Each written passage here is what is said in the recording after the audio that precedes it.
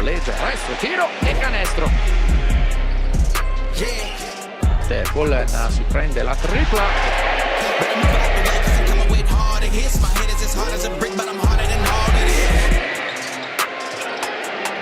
Zacco Bullen, 2 triple consecutive. Bullen alla penetrazione, va da Owens, altro alley-oop. Bullen ci riprova e segna. Adesso Bullen risponde in modo suo. Zacco Bullen, 87 pari. Bullen, Owens, alley-oop per la terza volta questa sera.